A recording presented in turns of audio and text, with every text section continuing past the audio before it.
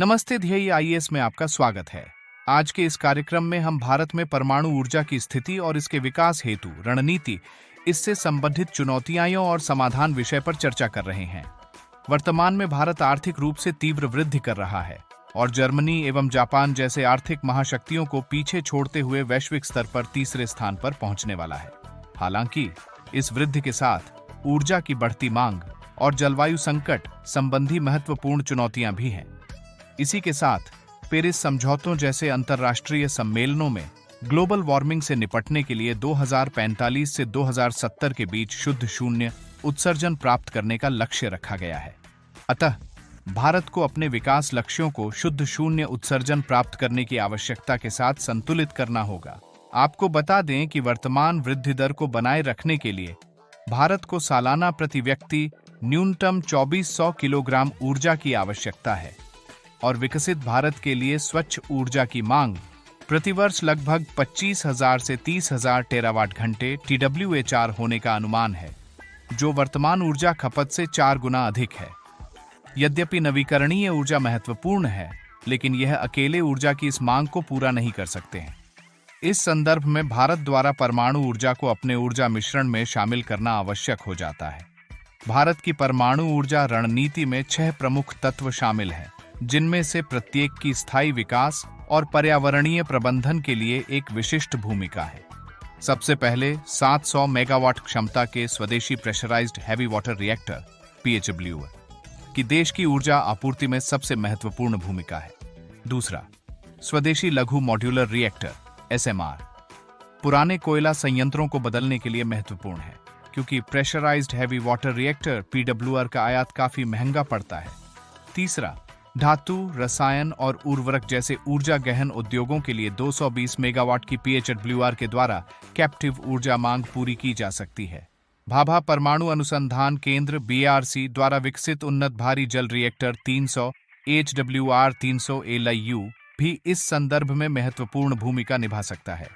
चौथा, हाइड्रोजन उत्पादन के लिए उच्च तापमान वाले ऐसे रिएक्टरों की आवश्यकता है जो विद्युत अपघटन के बिना सीधे हाइड्रोजन का उत्पादन कर सके।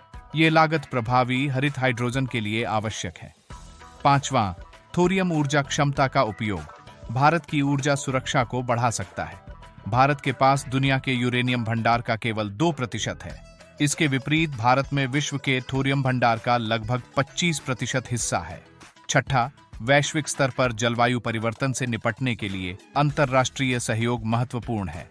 इसके अलावा थोरियम हाई असे लो एनरिच्ड यूरेनियम HALEU ईंधन का उपयोग अर्थव्यवस्था, सुरक्षा, अपशिष्ट प्रबंधन के मामले में इन रिएक्टरों की क्षमता को और बढ़ा सकता है। ये तो रही परमाणु ऊर्जा को अपनाने की देश की रणनीति, लेकिन इसमें कई चुनौतियां भी हैं। आइए देखते हैं इसमें क्या क्या चुनौतियां हैं। परमाणु ऊर्जा परियोजनाओं की स्थापना में बहुत अधिक लागत आती है। उदाहरण के लिए दक्षिण कैरोलिना में परमाणु परियोजना का खर्च $9 बिलियन से अधिक था, परिणामतः इसे छोड़ दिया गया। भारत की परमाणु क्षमता अनुमान से बहुत कम है। वर्तमान में यह केवल 6.78 गीगावाट है। 2050 तक परमाणु ऊर्जा का 650 गीगावाट का लक्ष्य बहुत दूर प्रतीत हो रहा है। इसके अलावा परमाणु ऊर्जा को जीवाश्म ईंधन और नवीकरणीय ऊर्जा की तुलना में बहुत कम सार्वजनिक वित्त प्राप्त हुआ है, जिससे यह कम प्रतिस्पर्धी हो गया है।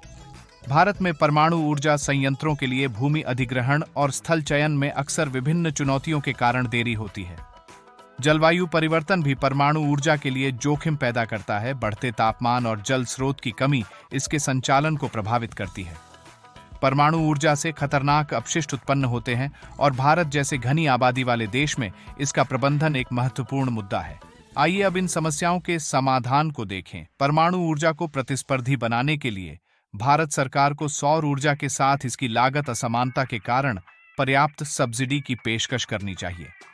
आपको बता दें कि परमाणु ऊर्जा की लागत लगभग 15 रुपए प्रति यूनिट तक पारेषण लागत को छोड़कर होती है और सौर ऊर्जा की लागत लगभग 2.15 रुपए प्रति यूनिट है। सब्सिडी के कारण लागत की इस असमानता को दूर करने की जरूरत है। भूमि अधिग्रहण, मंजूरी और पूंजीगत लागत को कम करने जैसे मुद्दों को हल करना प्राथमिकता होनी चाहिए। इसी के साथ सख्त सुरक्षा मानकों के माध्यम से सुरक्षा चिंताओं को दूर करना और परमाणु सुरक्षा नियामक प्राधिकरण की स्थापना आवश्यक है।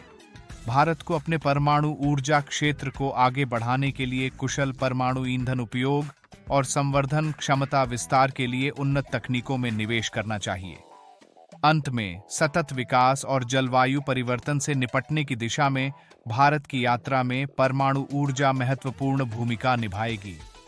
सही रणनीति के साथ भारत परमाणु ऊर्जा की पूरी क्षमता का उपयोग कर सकता है और जलवायु परिवर्तन से प्रभावी ढंग से निपटने के लिए वैश्विक प्रयासों का नेतृत्व कर सकता है। इस कार्यक्रम में बस इतना ही। धन्यवाद।